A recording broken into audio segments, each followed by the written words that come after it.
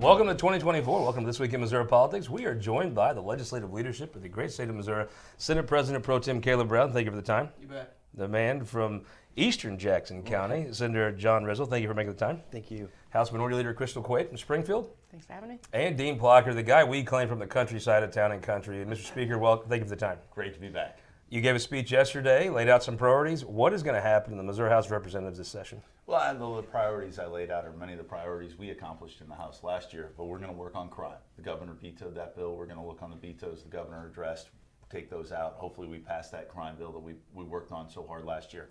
I think Missourians deserve to be safe in their homes and going to and from work, going to ball games. So crime is a big issue. We want education choice. I think part of the American dream is getting a great education. I think parents need to be involved in their children's education. We need a Parents' Bill of Rights, and we need more choice in education. We're also looking at property taxes. It doesn't matter where you live in the state, but particularly in Jackson County, St. Louis County, our property taxes have skyrocketed. The appraisals are crazy. No one can understand them. We have to look at the appraisal process, and we have to control the unrelenting growth of these property taxes we're taxing people out of the American dream, their ability to own their home. Mr. President, you gave a speech, kind of a welcome, maybe as much as a speech. What's going to happen in the Missouri Senate?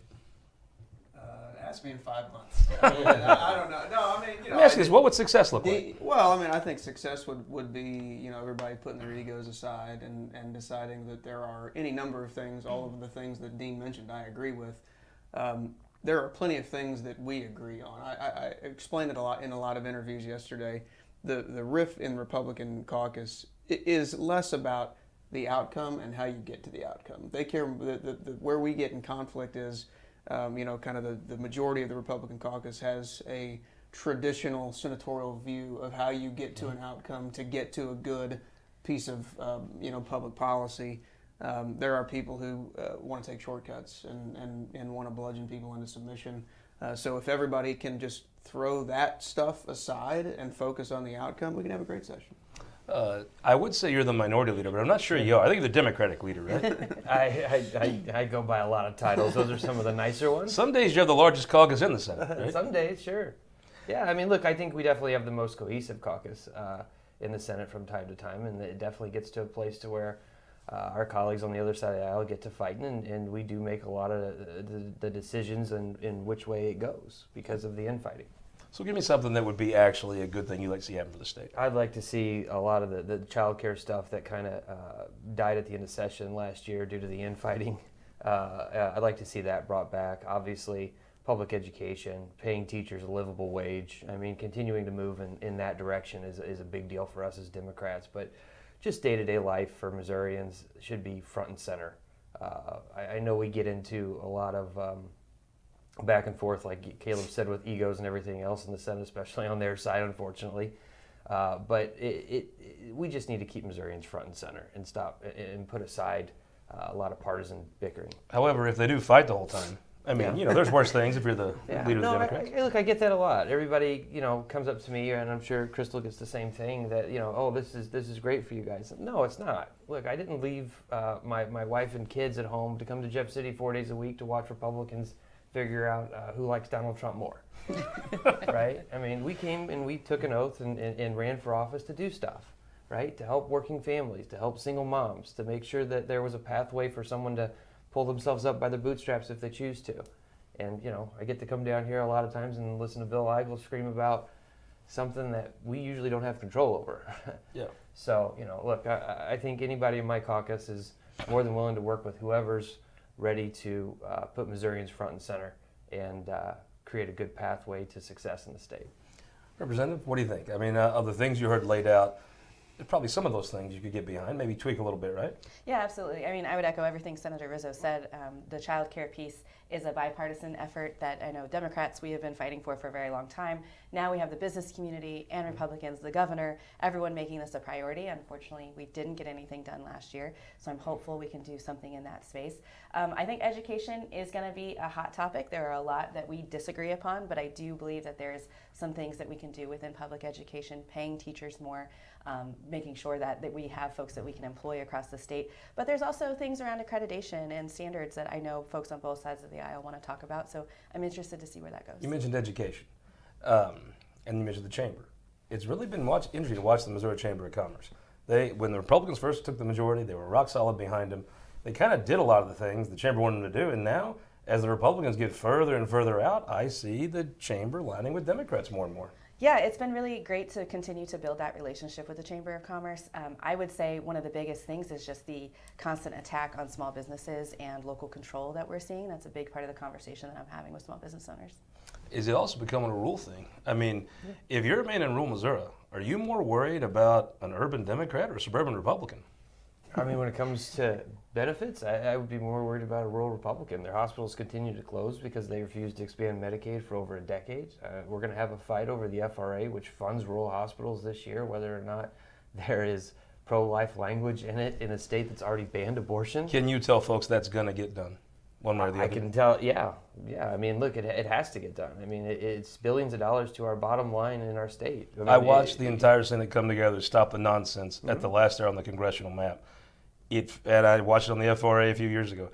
Is that the kind of thing that you're all just going to come together and say, okay, knock it off? I mean, I would hope so. I think that it happens either way, right? We either do it during regular session, or it's so important that we have to have a special session. We have to, right? I mean, you either try to resolve the issue during regular session, which I hope that we can do, or you have to have a special session to reauthorize that. Mr. Speaker, you are the most pro-rural Missouri person I've met. If we could only get rural Missouri folks to be half as pro-rural Missouri as you are. But I have seen the party. The Chamber of Commerce is like some of the stuff, whoa, it's a little bit much. And if you're from rural Missouri, some of the members of your caucus, I think, pretty much declare war on rural Missouri. That's what they come over from the suburbs for. It is a changing political landscape. Well, I think we've all been pro-ag. I mean, it's the largest industry in the state of You've Missouri. been pro-ag. I wouldn't say y'all. You know, but it's just a compelling argument. We have to support our farmers. We're going to support, America's growth in our rural areas. We have to protect the hospitals. The FRA needs to be passed. It's about a $4.3 billion hit, I've heard now. It went up from yesterday. I just had a meeting. That's almost 10% of our budget if we would take a hit on FRA. I'm looking to pass an FRA. I'm proud that we don't have abortion in Missouri. That's important to me. I'm pro-life. I think the FRA speaks to life care, though, too. And I don't want to deprive rural hospitals of the health care needs our rural farmers need to have access to. No, I look forward to that. I look forward to protecting rural Missouri and growing their ability to make a living and keep their taxes low. Caleb Rowden and I watched you went on the Senate floor, just take a KFO bell and pass it. I mean, you just took the ball and scored the touchdown. Long ago. But more and more, there are fewer allies for ag in the Republican Party. It is a changing time. Yeah, I mean, I think you do, the thing that you touched on, that there is, and I've seen this, there's this growing kind of authoritarian streak amongst some Republicans that basically says we're going to take the force of government and make you live the way that you want to live. While telling you they're conservative. Want you to live. That's scary. That's scary for somebody, for me, who actually is conservative. I don't just say I'm conservative, I actually am.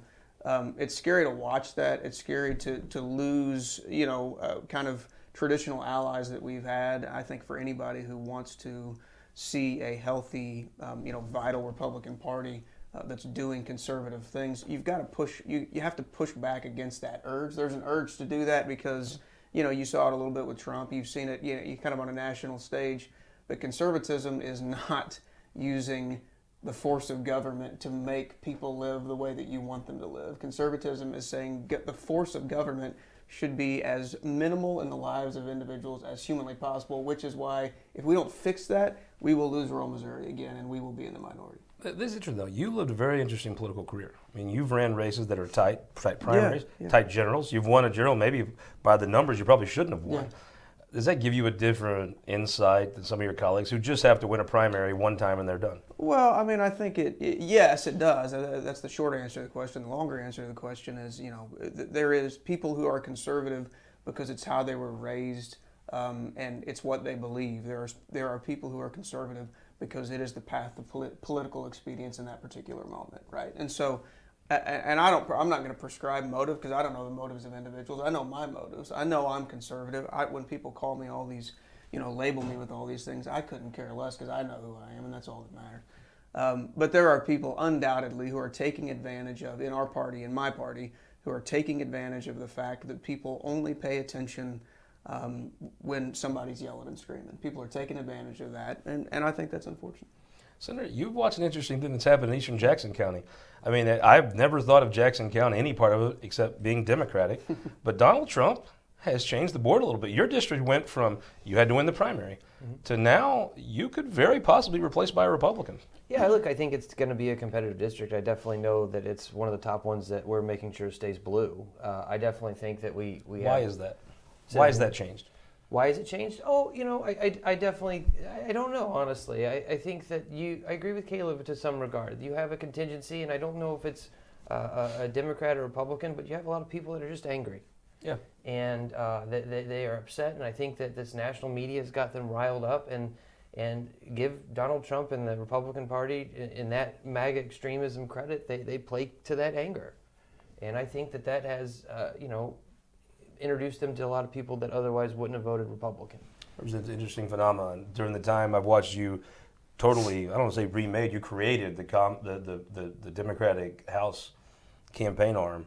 You went from winning seats that you were trying in certain areas, the seats you've targeted have changed. And you've been successful in some of those suburban districts. What has been the change, and how did you, what you had your finger on the pulse of that change? That's kind of a two-part answer. The first thing I will say is it's been very important for Democrats to be present and running in places where we may not necessarily think that we can win overnight. And having folks there and being present and sharing our message, and to the point already made, folks are angry and frustrated, and they deserve choice in who their representation is. And so that's been part of it, is running folks over and over again in districts until we eventually win. The second piece of that is just really paying attention to the different demographics and the issues that are impacting them. You've ran this HRCC arm before. I would say folks think it's going to be a tough headwind this year. What's success in November? How many seats do you gain, lose? What's success? I think there's going to be pressure on some of our seats following redistricting. That has to happen. It's just a natural ebb and flow of the decennial redistricting process. I guess it all depends too, potentially, on who the nominee is for the Republicans. But assuming it's Trump, we've got to get the suburban voters to be more aware of what's at risk in this next election cycle. And I think one of the driving factors in St. Louis County, from where I see it, is, these social issues are important to many voters, but also is protecting their property, the safety of their children going to school, the rampant crime that's been allowed to go on in our communities needs to be addressed. And I think as Republicans, we've been successful at trying to bring that to the forefront so we can protect Americans, and it's been great working across. But give me a number too. now. What do you think? But we lose a couple, maybe no more than a handful, 2. What do you think? Well, first I would say I agree with the speaker in terms of we have to hit all of these issues. But I think voters also realize that the Republicans have been in control of the legislature for 20 years now, and these problems are continuing. And so I think we are going to flip. They won it on guns and abortion. I mean, back in the day, Democrats ran Jeffco with pro-life, pro-gun candidates. Sure. Now they don't, and they don't have Jeffco. But I think you've been winning some of these seats on we absolutely guns have. and abortion. I think that's correct, but I do think, to the speaker's point, that it's not just that anymore. I think that voters want to actually have dialogue with the people who are running to represent them and talk about lots of issues. To answer your question, I think that we break the supermajority, which means we have to flip a minimum of 3. I think we're going to get 3 to 5. What do you think? You both been in the House. Give me a prediction. You know the movie. God. I know enough gotta to stay give a away House from the House. prediction. I think that Crystal does an amazing job. I really do. And truthfully, I really believe that. And I'm very proud of everything she's been able to do for whatever that's worth. and I trust her judgment completely when it comes to... You hold Eastern Jackson County? I think so. Look, I agree with Crystal 110%. This is, with the abortion issue... The Republicans are the dog that caught the fire truck. Yep. And now they don't know what to do when they're getting so much blowback. I mean, Kentucky, Do you think they would have passed that bill if they'd have known Kansas. Roe did overturned? No. I kind of don't know they would have either. No. I mean, Kentucky, Ohio, Kansas, these aren't dim states. Yeah. You're right? And they're pushing back constantly across And I would the say state. generally pro-life, but maybe not quite as pro-life as they became. No. Give me a prediction. You've won tough House races. Give me a prediction here. Yeah, I mean, it does depend on the nominee. I think if I'm Let's being assume honest, it's Trump. if you assume it's Trump, I think the Dems. I'm not sure Crystal's prediction's that far off. If it's somebody else who can speak to suburban voters, Or just not tick them off, right? Yeah, well, Yeah. and I do think the pro-life thing. I said this yesterday.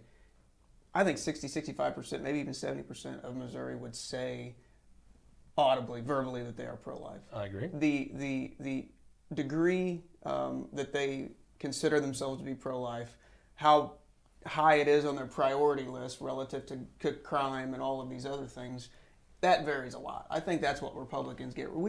I don't think we get wrong. We're on the right side of the pro-life issue in Missouri. What we get wrong sometimes is not talking about all the other things that should be a part of the pro-life conversation. I would agree with you about that number of Missourians that would say they're pro-life. I don't think that number is 70% that say they're as pro-life as the law is today. That's right, because there I are think the law's a little further than they there are. are varying degrees. There's no doubt about that. I think there's almost a pitch. Most folks don't know the intricacies of abortion. There's a pitch where it goes from caring about a little baby to, it seems like you're being a little harsh on that woman.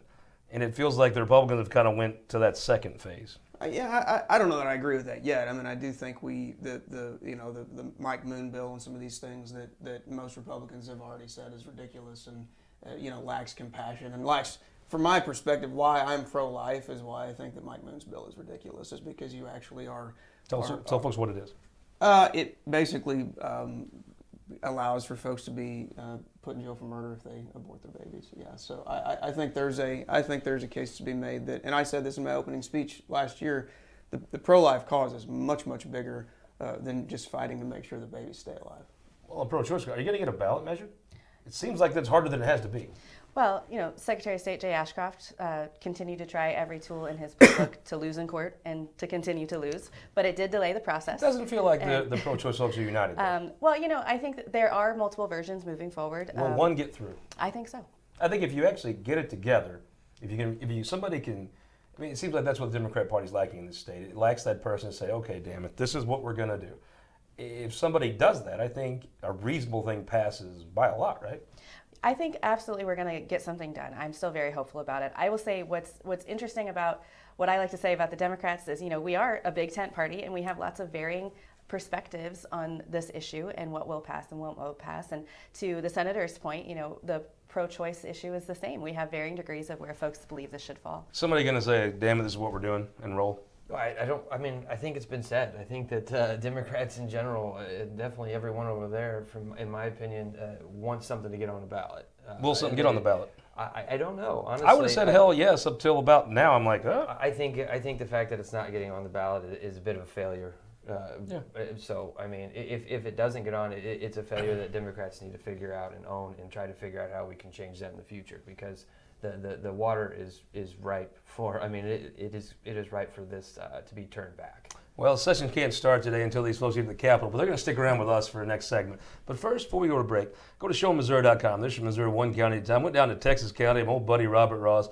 We talked all things Texas County, from Houston to Kabul to Licking. Showmissouri.com. This is Missouri one county at a time. We'll be right back after this. For more than a century, the St. Louis Carpenters Union has shaped our communities.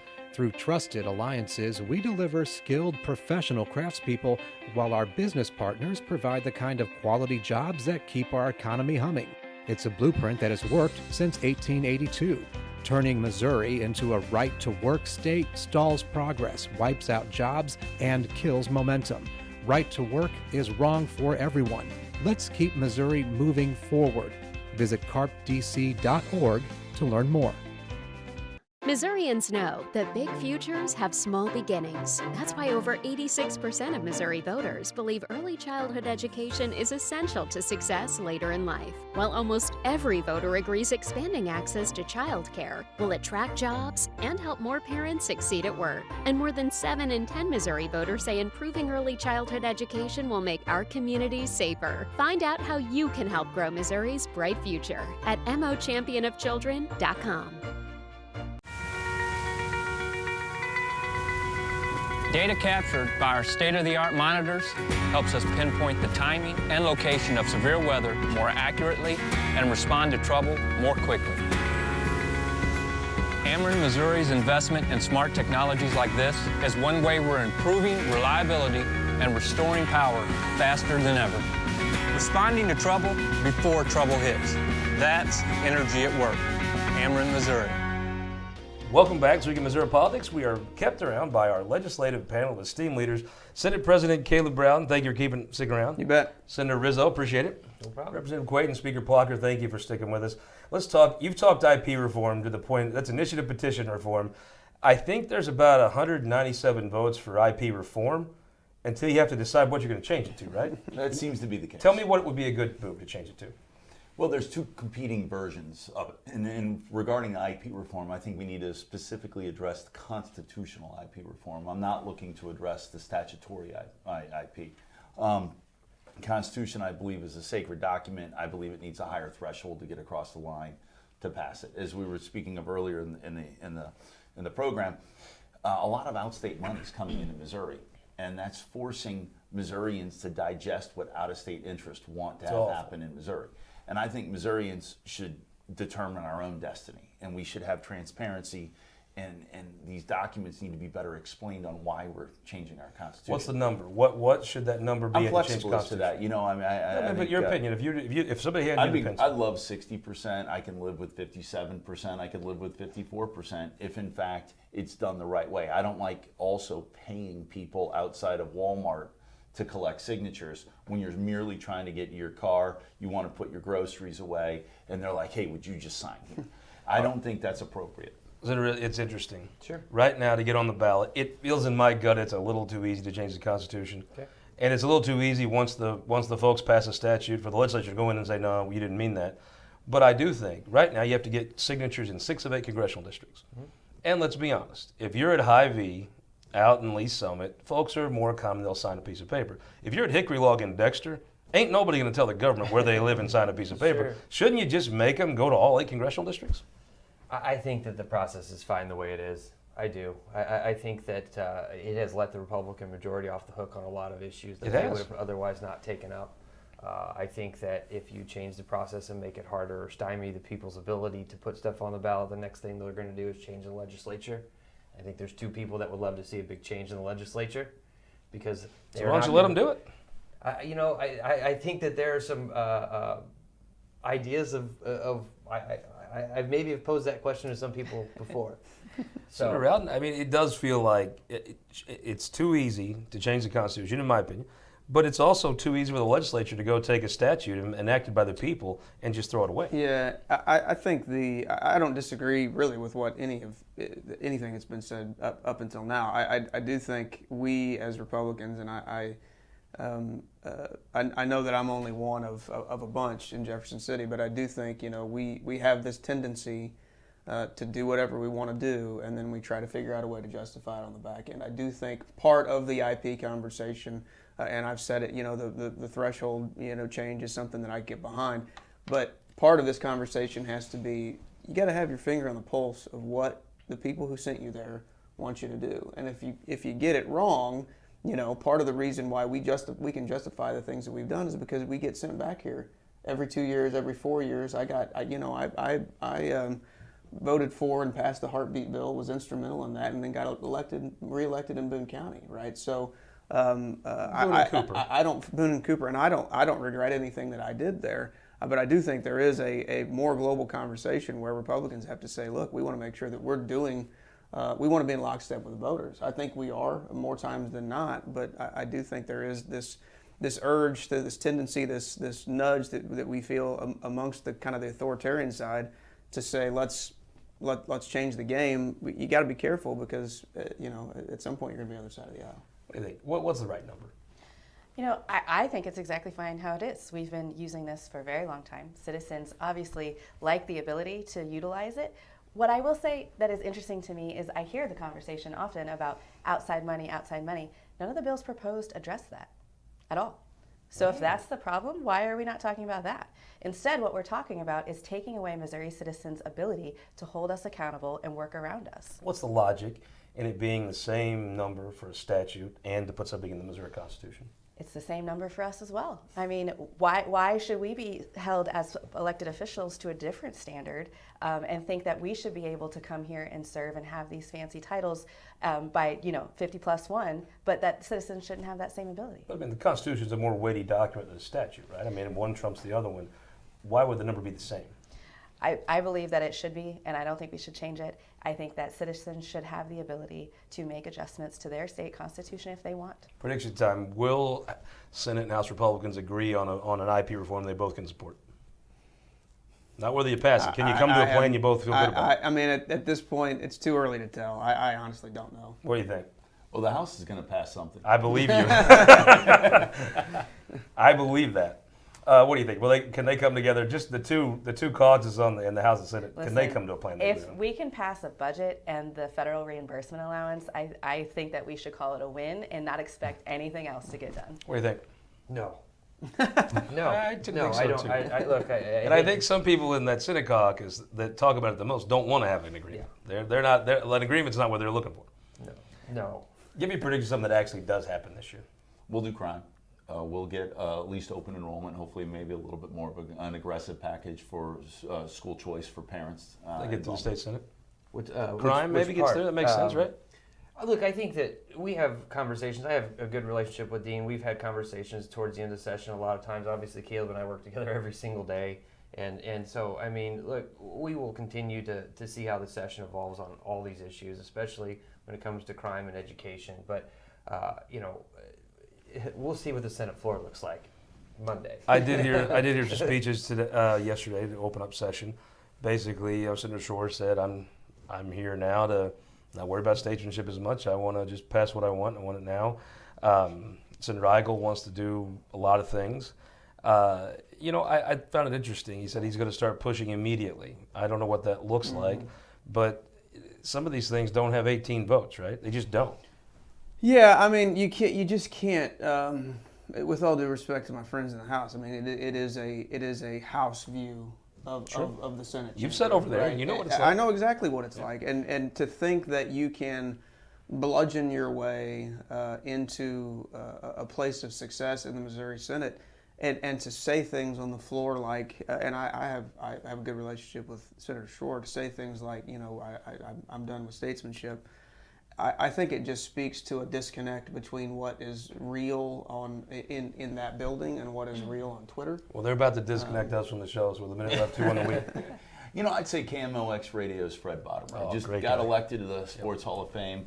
I mean, how can you go wrong there? It's not politics. It's relaxing. It's part of the American dream with baseball and football, and it's perfect. Baseball, football, and KMOX, 2 on the week. I would say the 400,000 food insecure children that just got opted into the summer feeding program by Governor Parson. Hopefully the legislature follows through with the second piece of A that. lot of grub, 2 on the week. Oh, I'd say the newly formed Freedom Caucus, sleepwalking to the majority. I hope that they could be turned back. Did you secretly send them some money? I mean, do you not. have a better friend than them? We're trying to track that. Yeah, down. left to their own devices, they come up with some pretty good ones. 2 on the week.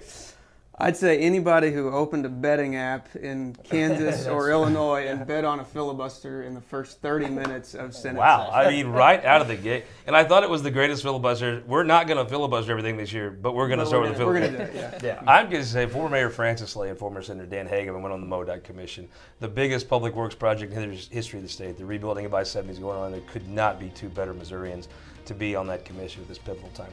Hope you'll join us next week for This Week in Missouri Politics. This Week in Missouri Politics is sponsored by the Missouri Automobile Dealers Association, Ameren, Spire, and the United Electric Cooperative.